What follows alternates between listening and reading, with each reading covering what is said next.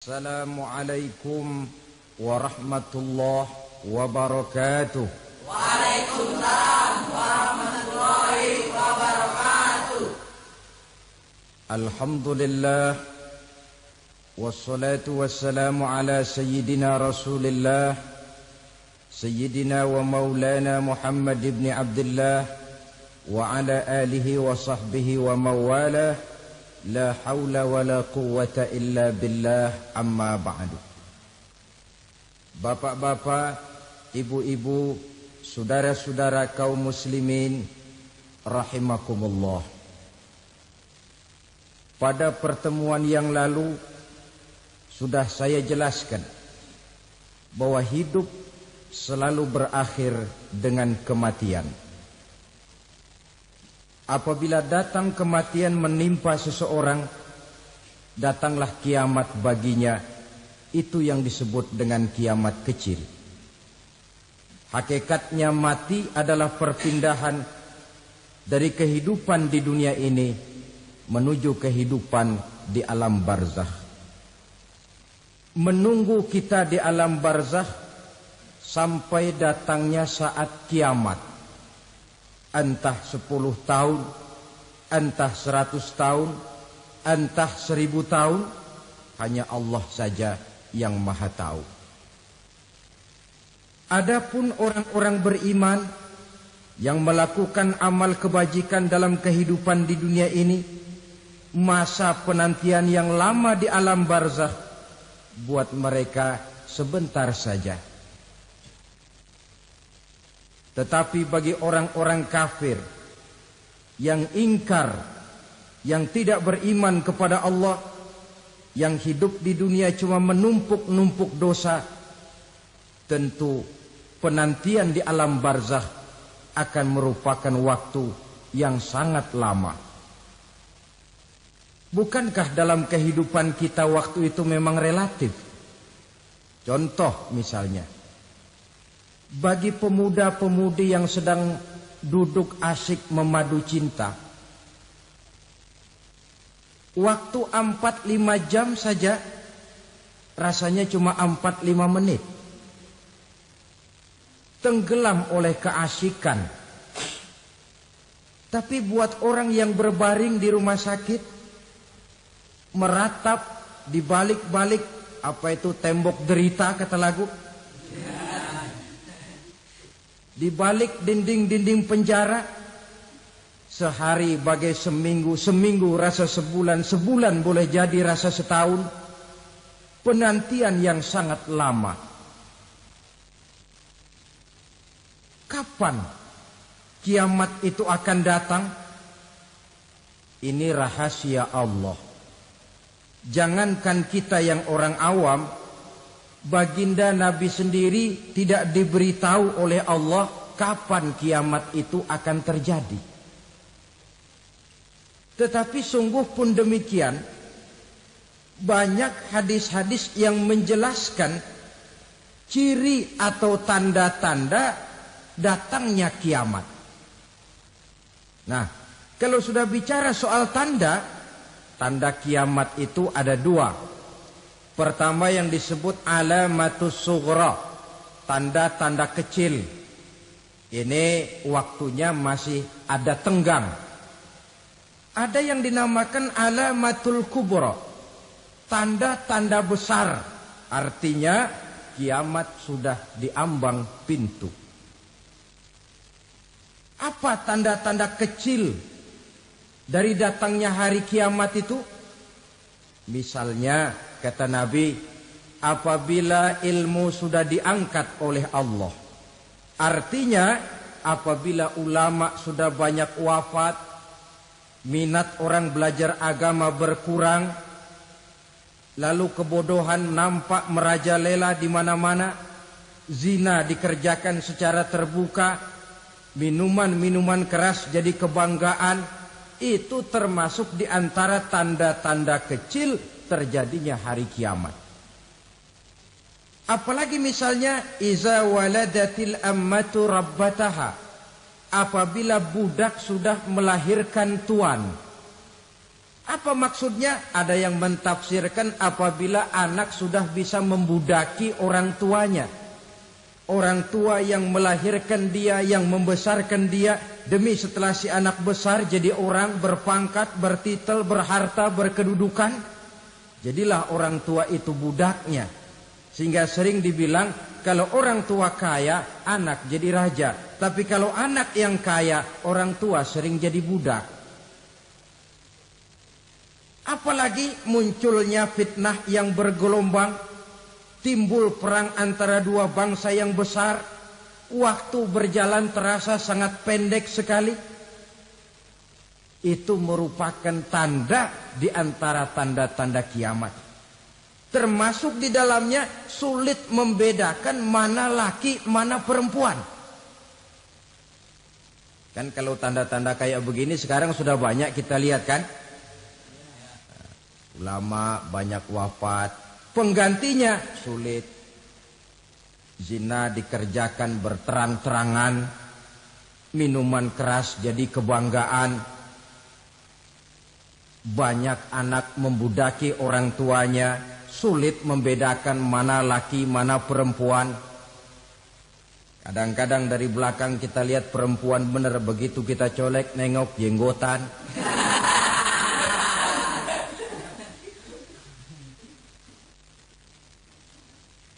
Ini termasuk tanda-tanda kecil.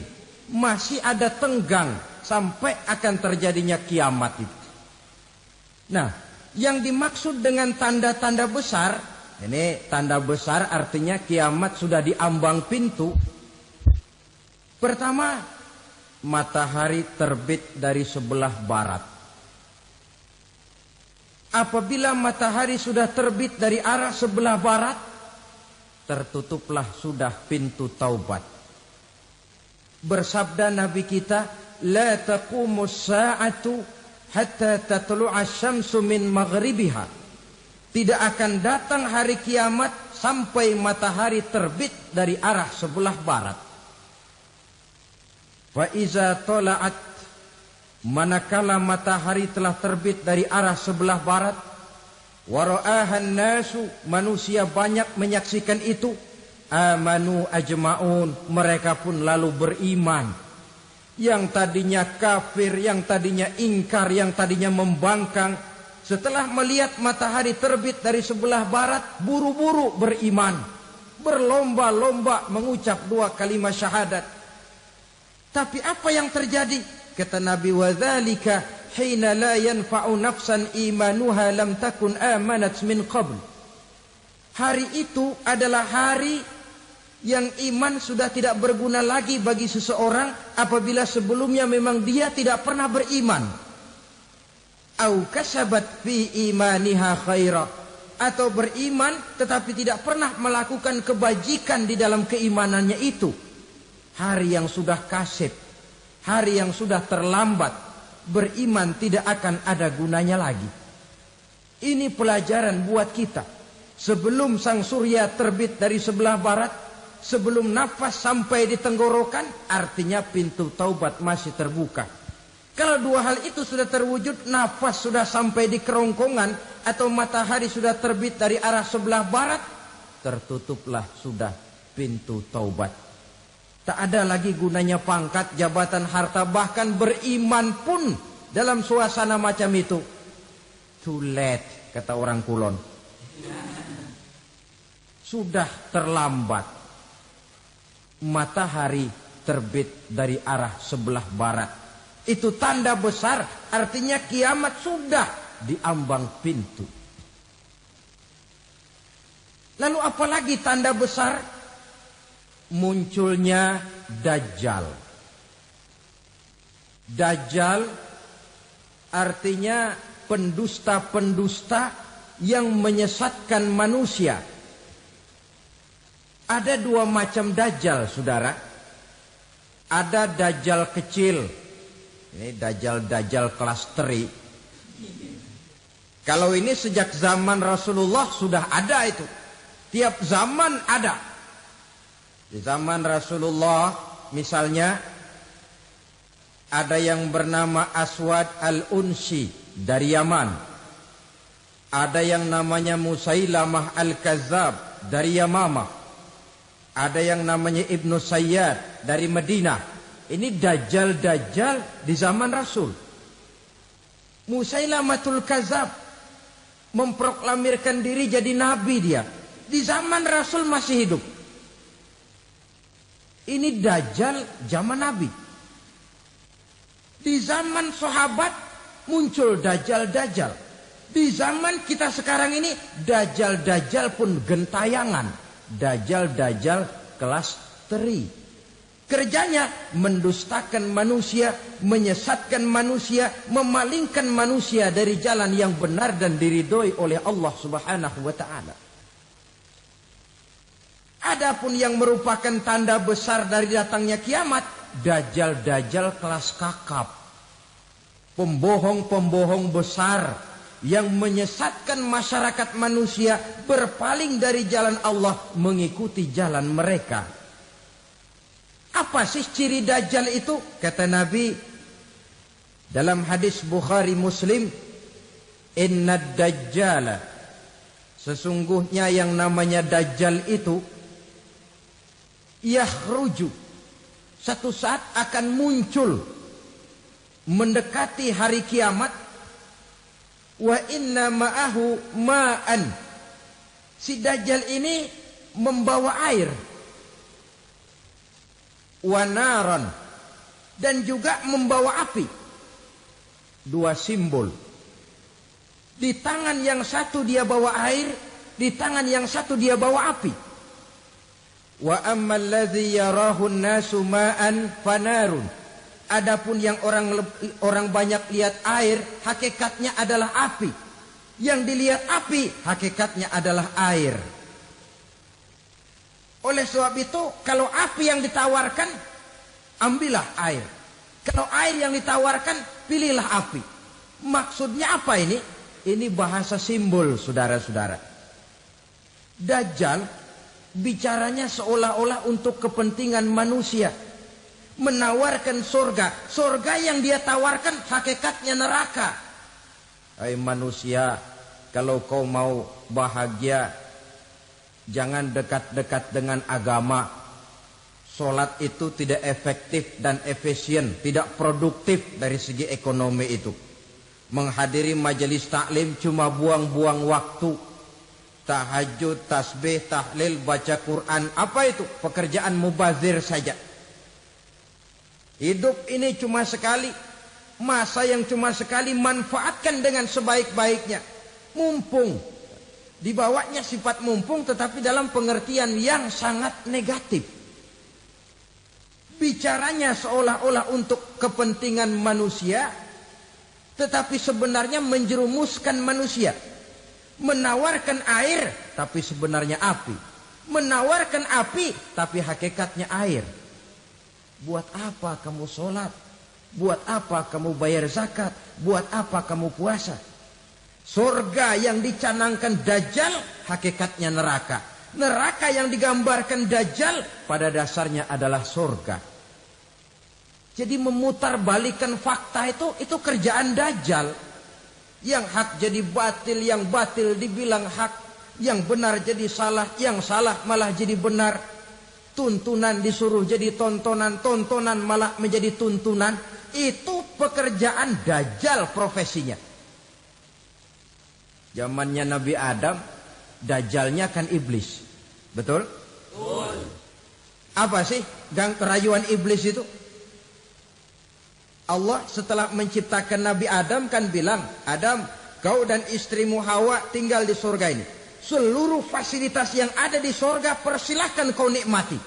Satu yang tidak boleh, jangan coba-coba dekati pohon khuldi.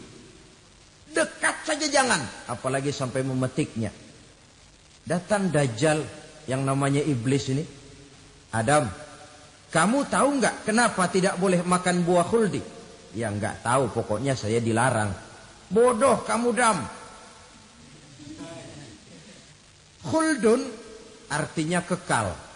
Kalau kamu makan itu buah, kau akan kekal di surga buat selamanya. Allah tidak kepengen, maka dilarang kamu makan buah khuldi. Kalau kau ingin kekal di surga Adam, makan saja. Saya bicara begini ini untuk kepentingan kamu Adam. Ini kan ciri-ciri Dajjal. Bicaranya sih seolah-olah untuk kepentingan Nabi Adam. Hakikat sebenarnya menjerumuskan Nabi Adam supaya ingkar dan melanggar larangan dari Allah Subhanahu wa ta'ala. Jadi setelah muncul Dajjal, timbul kekacauan-kekacauan di masyarakat. Banyak yang terpengaruh, terpedaya dan terpesona. Termasuk mereka yang memproklamirkan diri jadi nabi. Mereka yang memproklamirkan diri jadi rasul di zaman sesudah Rasulullah wafat. Itu adalah Dajjal-Dajjal. Maka saya ingatkan, kalau di zaman kita sekarang ini ada orang ngaku jadi nabi, ada orang ngaku jadi rasul, biar bahasa Arabnya kental, Quran hafal, hadis ribuan hadis hafal, biar pakai serban sampai menyengser ke tanah, bahasa Arabnya fasih, tapi dia mengaku jadi nabi, jadi rasul, kita umat Islam wajib tidak percaya. Wajib untuk tidak percaya. Itulah Dajjal-Dajjal zaman kita sekarang ini. Tidak mustahil. Mereka datang mempengaruhi orang awam supaya berpaling dari Rasulullah, mengikuti mereka. Nah, di akhir zaman nanti, mendekati hari kiamat, Dajjal ini muncul. Dajjal kelas kakap, menyesatkan masyarakat manusia untuk berpaling dari Islam, mengikuti seruan mereka. Apalagi di antara datangnya kiamat itu, tanda yang besar itu, turunnya Nabiullah Isa Al-Masih, putra Maryam. Menurut berbagai hadis yang sahih, Nabi Isa Al-Masih nanti akan turun lagi. Tidak membawa risalah yang baru, tapi meluruskan risalah Islam ini yang telah banyak ditinggalkan oleh masyarakat. Bahkan ada hadis menjelaskan beliau akan membunuh Nabi, mematahkan kayu-kayu salib, lalu melaksanakan haji dan umrah mengikuti syariat Nabi Muhammad, bukan membawa agama baru. Menjadi semacam mujaddid, reformer, menyelamatkan manusia dari bisikan Dajjal. Bahkan ada riwayat yang menjelaskan bahwa Nabi Isa berhasil mengalahkan Dajjal, mengembalikan masyarakat manusia kembali kepada ajaran Islam yang datang dari Allah, dibawa oleh Rasulullah sallallahu alaihi wasallam. Dengan kata lain, turunnya Nabi Isa bukan sebagai nabi dan rasul baru, tetapi mengikuti syariat Nabi kita Muhammad sallallahu alaihi wasallam. Saudara hadirin, ibu-ibu hadirat yang saya hormati, kemudian apalagi di antara tanda-tanda besar akan datangnya kiamat itu? Keluarnya asap atau awan. Kata Nabi, inna min asratis sa'ah dukhanan yamla'u ma bainal masyriqi wal maghrib. Di antara tanda-tanda kiamat, munculnya awan antara langit dan bumi. Ini pun diperkuat dalam surah Ad-Dukhan ayat 10.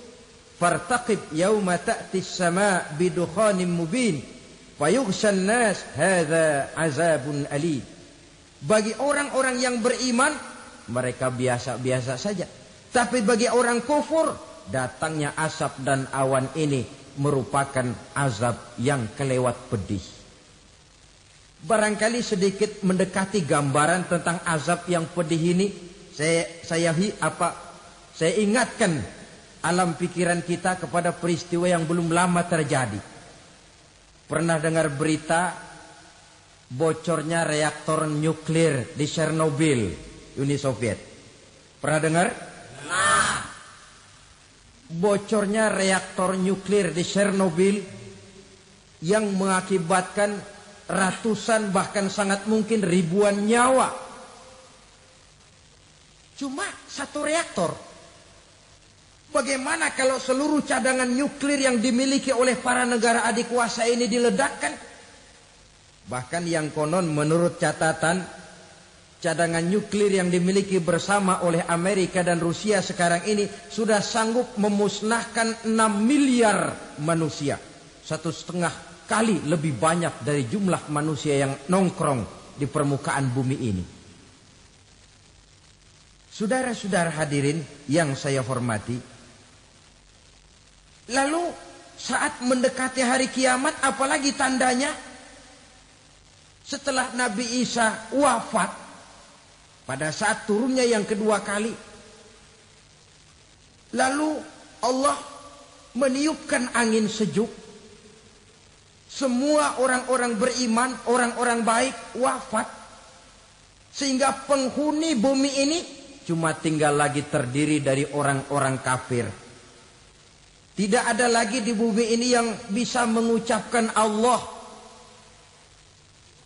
Sehingga dalam hadis qudsi itu ada keterangan, Innallaha azza wa jalla yaqulu li Israfil. Allah pernah pesan kepada malaikat Israfil. Kata Allah, Israfil, Iza sami'ta qailan yaqul Allah, Allah, fa akhirin nafah 40 sanatan ikraman liqailiha. Hai Israfil, apabila kau dengar di permukaan bumi masih banyak orang yang mengucapkan Allah, Allah, maka tunda sangkakala kiamat itu 40 tahun. Untuk apa? Ikraman liqailiha, menghormati orang yang mengucapkan Allah, Allah itu. Wah, jadi karena sekarang masih banyak yang mengucapkan Allah, besar hatilah kita, masih jauh kiamat itu. Tapi jangan lupa, kiamat pribadi, kiamat kecil, itu yang gak kita sangka-sangka. Ajal datang mencabut nyawa, itu kiamat pribadi. Dan itu yang pasti kita hadapi. Dan itu yang membuat kita tidak boleh bersikap main-main di dalam kehidupan sekarang ini. Saudara hadirin yang saya hormati, tidak ada lagi orang-orang muslim. Seluruh penduduk dunia ini kafir. Lalu terciptalah struktur sosial yang berlandaskan prinsip hidup semau gue. Bakal terjadilah prinsip di mana yang kaya menyantap yang miskin, yang kuat menindas yang lemah. Hidup sudah bagaikan di rimba belantara. Berlaku hukum rimba. Siapa yang kuat dia yang menang, siapa yang lemah menjadi mangsa. Timbul kekacauan, maksiat merajalela, munkarat menjadi-jadi. Sehingga isi bumi ini penuh dengan segala macam perbuatan dosa. Tidak ada perlunya lagi alam diperpanjang temponya. Datang saat yang sudah dijanjikan oleh Allah Azza wa Jalla. Maka terjadilah yang disebut kiamat kubra. Kiamat besar.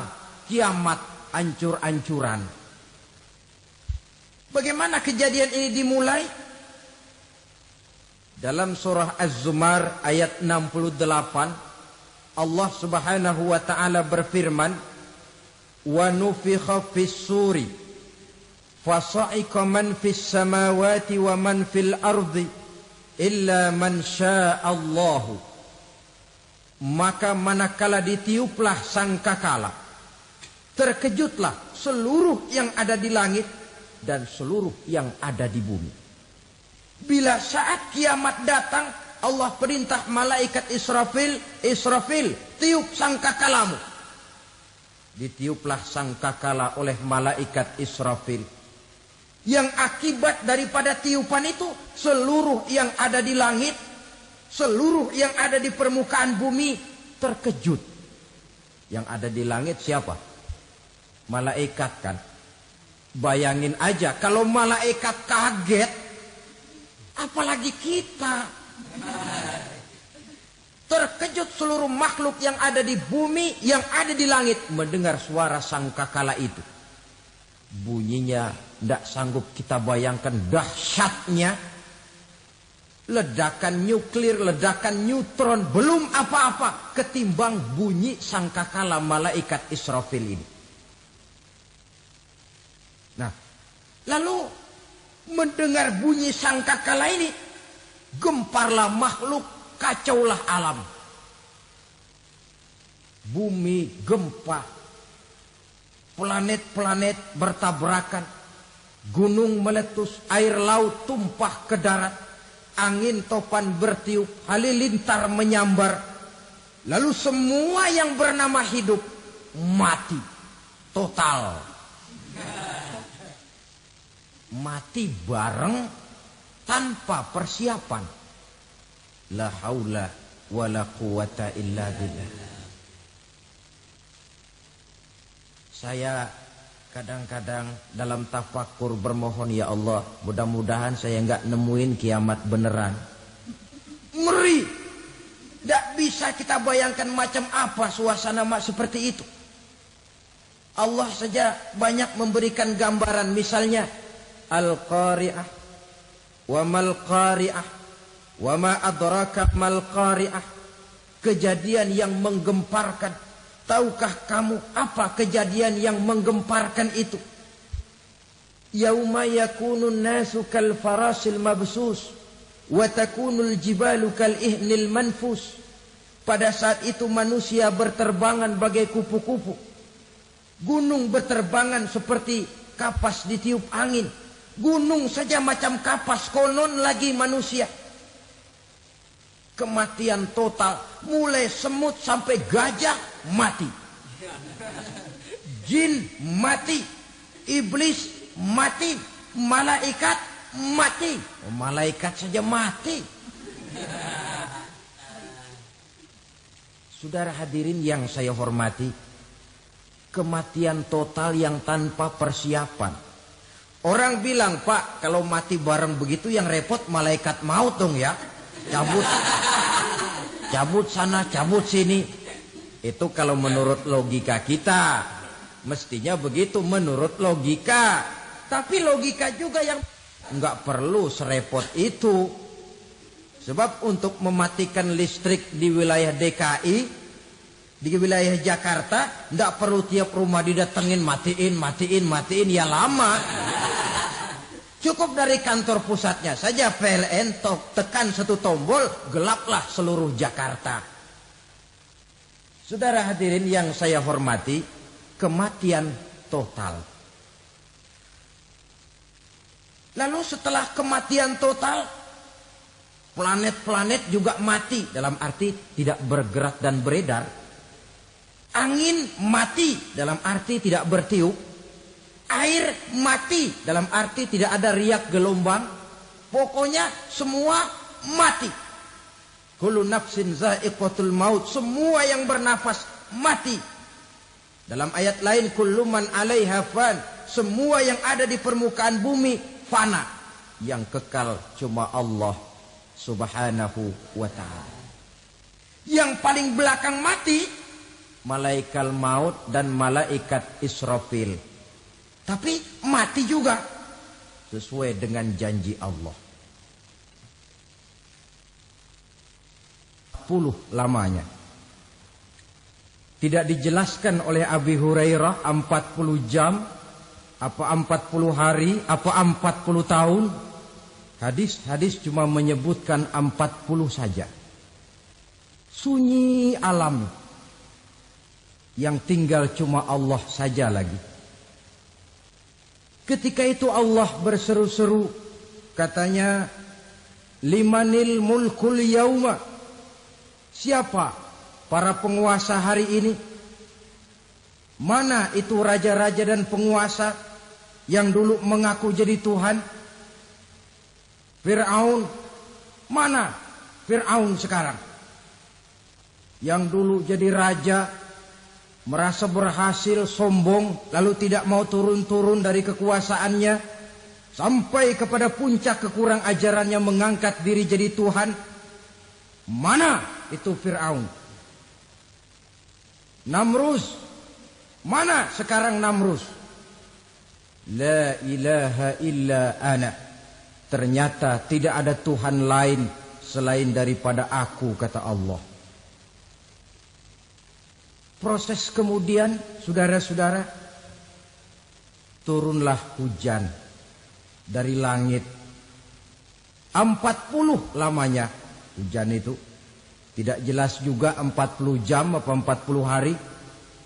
Setelah air turun membasahi, datanglah tiupan sangkakala yang kedua. Semua yang bernama mati bangkit dari kuburnya masing-masing. Ini yang disebut Yaumul Ba'thi, hari kebangkitan. Allahu Akbar. Pada saat kita bangkit dari kubur kita masing-masing, kumpul di padang mahsyar namanya. Bayangin aja, saya sendiri nggak sanggup bayangin. Manusia sejak zaman Adam sampai zaman kiamat kumpul bareng di tempat sama. Berapa banyaknya itu?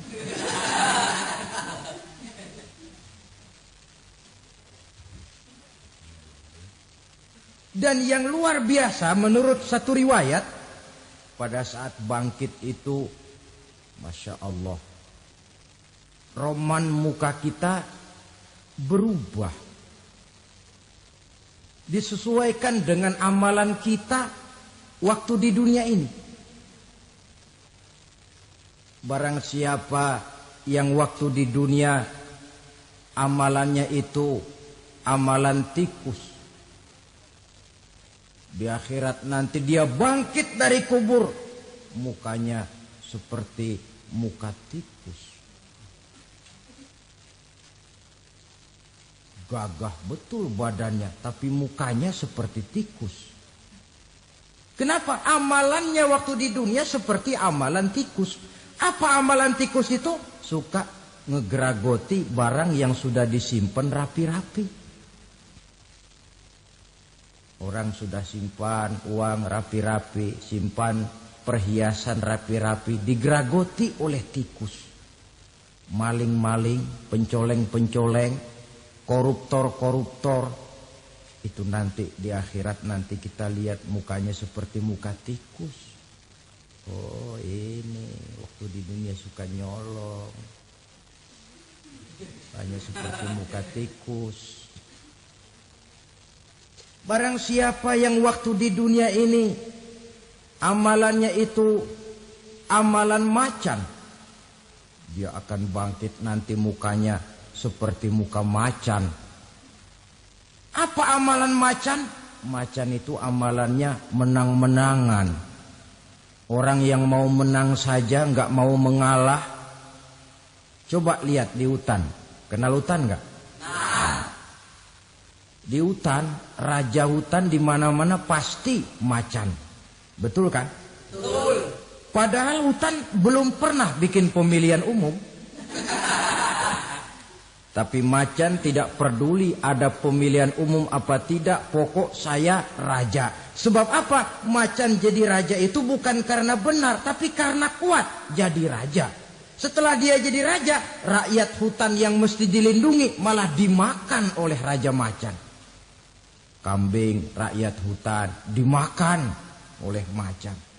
Ayam rakyat hutan dimakan oleh macan. Itu nanti kita lihat di akhirat itu mukanya seperti muka macan, gagah betul. Lalu barang siapa yang di dunia ini amalannya itu seperti amalan anjing, nanti dia punya muka seperti muka anjing. Apa amalan anjing? Pertama, anjing itu kalau disuruh jaga rumah, dia tidak bisa membedakan mana maling, mana tamu. Biar yang datang maling, kalau bawa tulang, anjing kalem. Yang kedua, anjing itu akan setia kepada siapa saja yang memberinya roti. Siapa yang memberinya roti, itulah majikannya.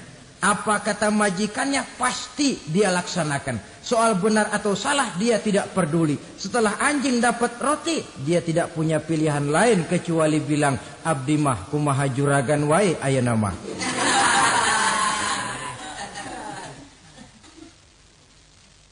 Saudara hadirin yang saya hormati, berkumpul di padang mahsyar, tiap orang sibuk dengan persoalannya masing-masing. Matahari waktu itu didekatkan oleh Allah. panas luar biasa.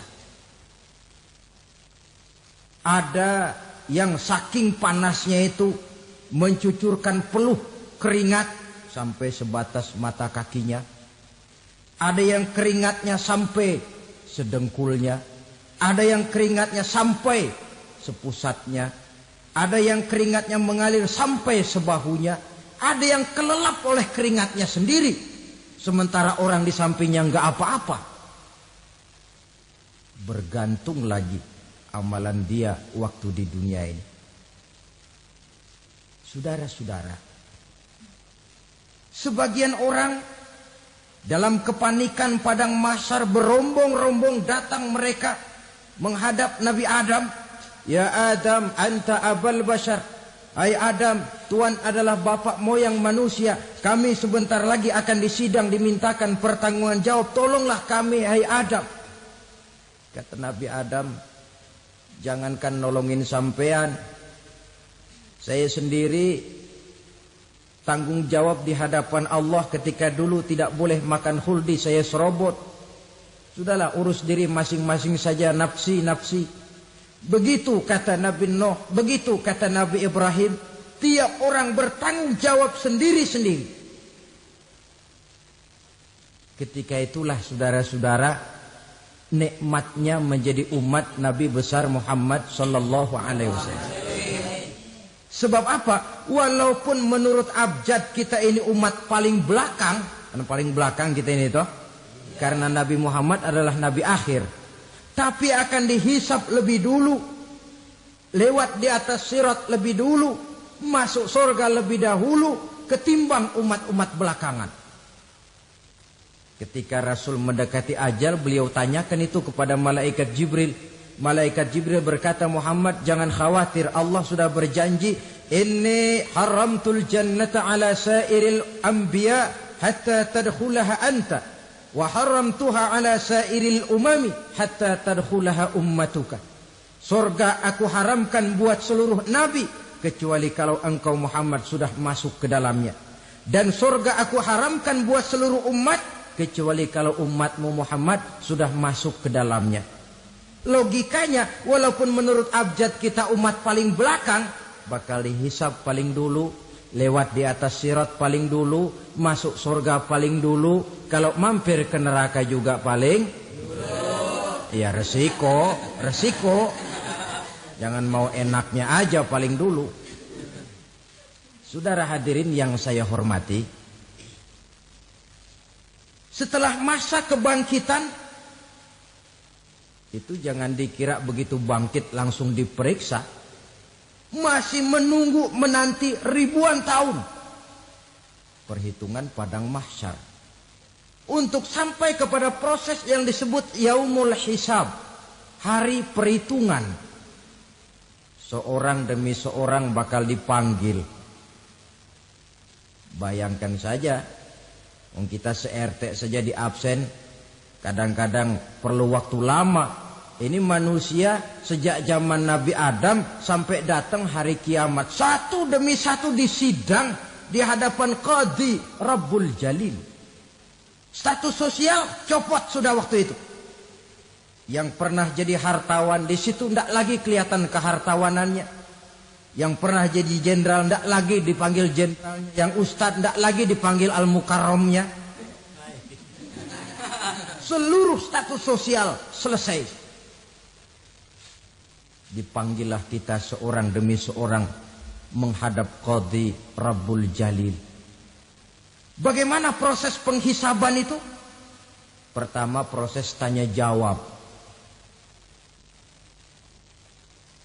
Di antaranya ada hadis menyatakan lan tazula qadama 'abdin yaumal qiyamah hatta yus'ala an arba'i khisalin. Besok di hari kiamat tidak akan bergeser telapak kaki seorang hamba sampai dia ditanya lebih dulu tentang 4 persoalan. Tentang ilmunya. Kemana ilmu itu diamalkan? Tentang umurnya. Di mana umur itu dihabiskan? Tentang masa mudanya. Kemana masa muda itu dipakai? Tentang hartanya. dari mana harta itu didapat dan kemana harta itu dibelanjakan. Ini termasuk proses tanya jawab. Jadi kalau istilah pengadilan dunia, nama Fulan bin Fulan. Kamu waktu di dunia diberikan umur panjang untuk apa? Pernah mengalami masa muda, kemana kau habiskan masa remajamu? Kau diamanahkan ilmu, dengan apa ilmumu kau amalkan? Kau diberikan harta, dari mana harta kau dapat, kemana kau belanjakan? Tak seorang pun yang bisa mungkir. Sebab apa? Dikala itu yang menjadi saksi bukan orang. Yang menjadi saksi adalah seluruh anggota badan kita. Tangan bicara, kaki jadi saksi terhadap seluruh amalan yang pernah kita kerjakan pada saat kehidupan di alam dunia ini. Selesai proses tanya jawab, lalu diperlihatkan buku catatan kita waktu hidup di dunia ini. Jangan lupa Allah itu menyiapkan 2 superkomputer kepada kita. Sebelah ditempelin sebelah kanan, yang sebelah tempelin di sebelah kiri. Komputer itu namanya Raqib dan Atid. 2 malaikat yang apabila baik kita lakukan, refleks saja akan menulis kebajikan kita. Jahat kita kerjakan akan tertulis. Catatan itu nanti diperlihatkan kepada kita. Waduh, alangkah malunya pada saat diperlihatkan catatan kita, buku rapot kita, merah melulu. Barangkali diperiksa sambil diomelin, brengsek lo. Buku merah melulu begini bagaimana waktu hidup di dunia? Tidak cukup diperlihatkan buku catatan kehidupan, rekaman kehidupan. Rekaman kehidupan kita secara utuh sejak terlahir sampai ajal datang merenggut nyawa. Barangkali mirip dengan video sekarang ini, di mana terekam dengan baik seluruh kegiatan kita sejak yang sekecil-kecilnya sampai kepada yang sebesar-besarnya. Untuk kemudian kita pun menerima balasan. In khairan fa khairun wa in syarran fa syarrun. Kalau baik ya baik balasannya, kalau jahat ya jahat juga balasannya. Catatan-catatan kita diberikan. Kalau banyak kebajikannya diberikan di tangan kanan dengan cara yang halus. Kalau banyak kejahatannya diberikan dari sebelah kiri atau dilempar dari belakang. Itulah sebabnya sejak di dunia ini kita sudah mohon kepada Allah. Ketika berwudu membasuh tangan kanan, apa kita bilang? Allahumma a'tini kitabi biyamini wa hasibni hisaban yasira. Ya Allah, berikan saya kitab di tangan kanan, dan kalau saya memang perlu dihisap, hisaplah saya yang seringan-ringannya. Tangan kiri berlindung kita kepada Allah. Jangan sampai diberikan kitab di tangan kiri atau dari arah sebelah belakang. Wa'udzubika an tu'tiya kitabi bishimali au min warai zuhri. Dari arah sebelah belakang. Na'udzubillah min dzalik. Setelah selesai lewat proses penghisaban, lewat mizan, timbangan, maka yang sudah selesai dihisab itu bergeraklah menuju sirat, jembatan yang terbentang menuju surga melalui neraka. Saudara-saudara, panjangnya perjalanan sirat itu memakan waktu ratusan tahun. Tetapi orang yang lewat di atas sirat pun macam-macam bergantung amalannya ketika di dunia ini. Ada yang lewat di atas sirat itu kal barkil khatib, seperti kilat yang menyambar, lep sudah sampai dia di surga. Cepat bukan main. Ada yang lewat di atas sirat itu seperti orang lari-lari. Ada yang lewat di atas sirat itu seperti orang jalan biasa. Ada yang sambil merangkak, ada yang sambil ngesor, ada yang sambil gelayutan. Ada yang selamat sampai ke ujung ke surga. Ada yang tergelincir jatuh masuk ke dalam neraka. Bergantung amalannya dalam kehidupan di dunia sekarang ini. Tiap kita akan melewati yang namanya sirat ini. Saudara-saudara kaum muslimin yang saya hormati. Dengan demikian mereka yang selamat melalui sirat sampai ke terminal akhir surga. Mereka yang ketika dihisab ternyata banyak kejahatannya daripada kebaikannya, mereka singgah di dalam neraka. Nah, adapun orang-orang yang beriman menurut ayat Quran dan hadis Nabi itu nanti ada bermacam-macam. Ada orang beriman itu yang dimasukkan surga. Ada orang beriman itu yang dimasukkan ke dalam surga. Ada orang beriman itu yang disebut penduduk surga. Kenapa lain-lain, Pak? Karena waktu di dunia amalannya juga lain-lain. Ada orang beriman yang masuk surga. Ini paling murah tiketnya. Mau masuk surga? Kata Nabi begini. Ma min abdin qala la ilaha illallah thumma mata ala dhalik illa dakhalal jannah.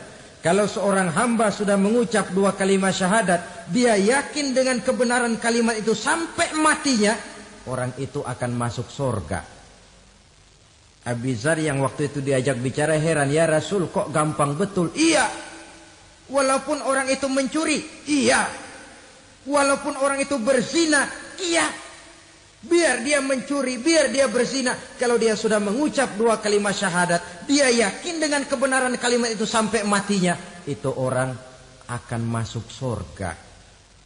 Jadi masuk surga cukup dua kalimat syahadat, yakin sampai mati, masuk surga. Itu perkara masuk. Tapi kalau pertanyaannya diterusin, masuknya kapan, Pak? Nah, ini lain lagi urusannya. Sebab ada yang masuknya itu langsung, ada yang mampir dulu. Di sana tempat cuma dua. Kalau tidak surga, neraka. Mau ke surga, tapi mampir dulu. Yang mampirnya jelas di neraka. Kenapa? Dalam hadis qudsi ada riwayat. Nanti itu di akhirat, setelah Allah selesai mengatur penduduk surga masuk surga, yang neraka masuk neraka, Allah berkata kepada malaikat Malik, malaikat Malik, labaik ya Allah. Itu bajingan-bajingan tengik, manusia-manusia durjana yang waktu di dunia tidak mau sujud, jauh dari ulama, gemar melakukan yang munkarat dan maksiat, hidup di tengah masyarakat selalu jadi bibit keonaran. Kufur, sudah masuk neraka semua. Sudah ya Allah. Nah, kalau sudah, coba sekarang kamu masuk, Malik. Saya. Iya. Masuk neraka. Mau apa ya Allah? Kata Allah, akhriju minan nar man kana fi qalbihi misqala habatin min khardalin min iman. Kau masuk neraka, cari di dalam neraka orang-orang yang ada imannya walaupun kecil sebesar biji zarah, angkat mereka keluar. Masuk malaikat Malik ke neraka, cari orang yang ada imannya, korek-korek. Ya repot, udah pada gosong. Yang ada imannya diangkat ke atas, yang ada imannya diangkat ke atas.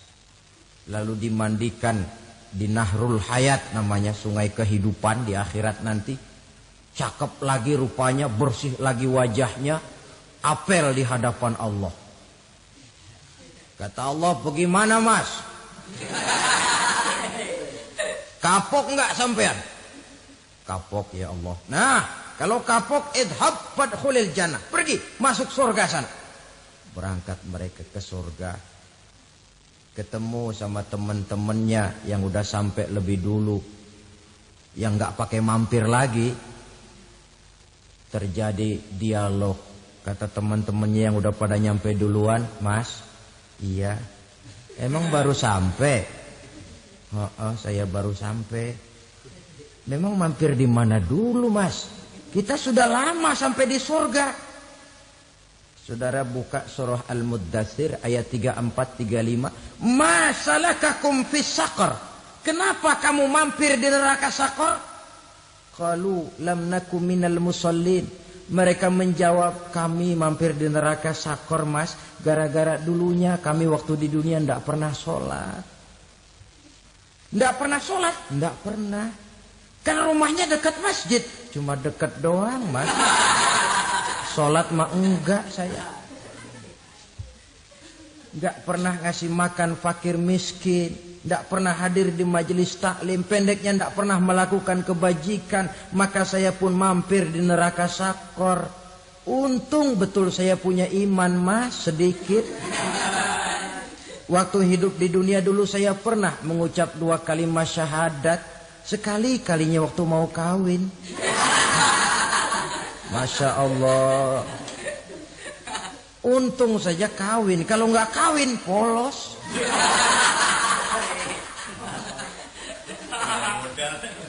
Itu juga pengulu sudah setengah mati ngajarin. Asyhadu alla, asyaduaan, asyaduaan.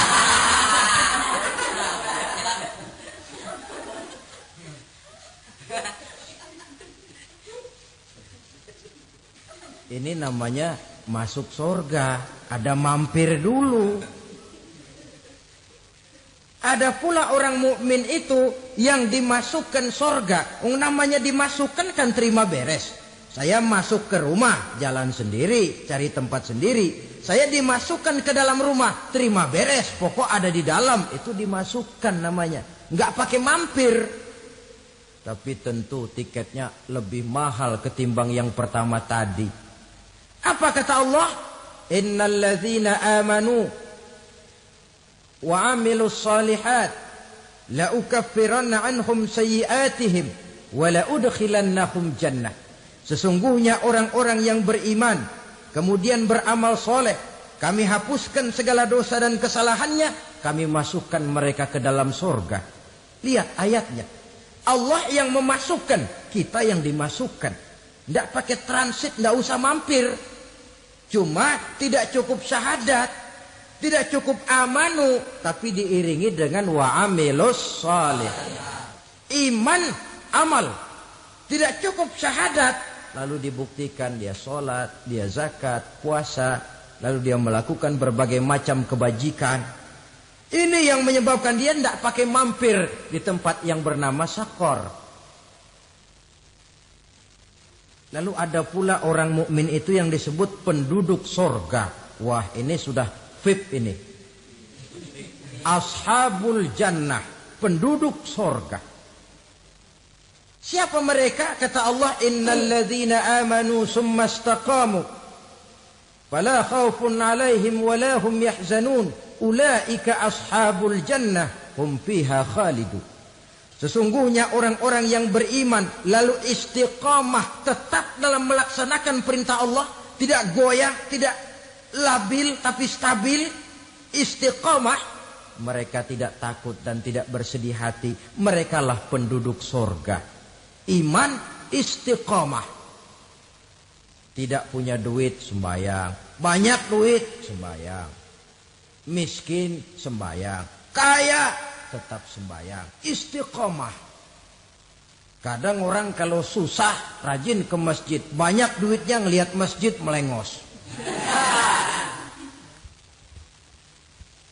Waktu miskin hamba Allah, setelah kaya jadi hamba harta. Bergeser, tidak ada nilai istiqomahnya. Saudara-saudara, dengan begitu penduduk neraka itu dua. Ada penduduk permanen, ada penduduk yang semi permanen. Yang semi permanen orang-orang beriman yang mempunyai dosa besar. Mereka masuk ke neraka untuk menerima azab sesuai dengan dosanya. Bila selesai masa azab itu, mereka akan diangkat untuk ditempatkan kembali ke dalam surganya Allah Subhanahu wa ta'ala. Nah, dikala itulah saudara-saudara, ada yang disebut syafaat dari Rasulullah Sallallahu Alaihi Wasallam. Tapi tentu jangan lupa, syafaat ini ibarat kain menambal dia. Kita punya kain bolong-bolong sedikit, syafaat yang menambal. Solat kita ada kurang dikit, sedekah kita ada campur riak dikit, amalan kita ada tidak karena Allah dikit, kita berharap syafaat. Jadi biarlah kain masih bolong-bolong, yang penting punya kain. Tapi kalau kainnya tidak ada, yang ditambal apanya? Solat tidak, puasa tidak, zakat tidak, berharap syafaat saja.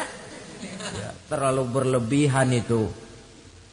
Saudara hadirin yang saya hormati, apabila selesai proses penghisaban, proses penghitungan, maka dikala itulah manusia terbagi dalam dua kelompok besar.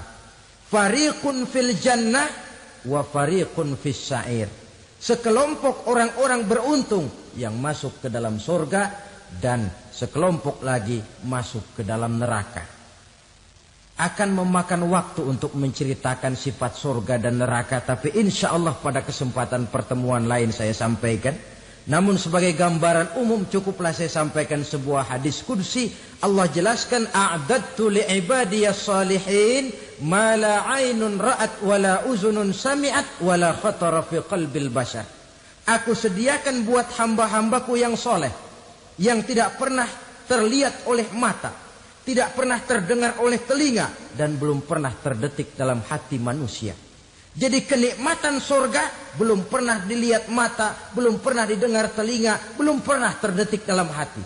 Pedihnya azab neraka belum pernah terlihat mata, belum pernah terdengar telinga, belum pernah terdetik dalam hati. Saudara hadirin yang saya hormati, oleh karena itu sebagai uraian akhir daripada kiamat ini, marilah sama-sama kita memanfaatkan hidup dengan sebaik-baiknya, supaya jangan timbul penyesalan di hari kemudian nanti. Mudah-mudahan kita seluruhnya diselamatkan Allah dari azab neraka dan mendapat surga dan ridhonya. Sekian dan demikianlah pertemuan kita kali ini. Terima kasih banyak atas segala perhatian. Mohon maaf atas segala kekurangan. Usikum wa nafsi bitaqwallah. Wassalamualaikum warahmatullahi wabarakatuh.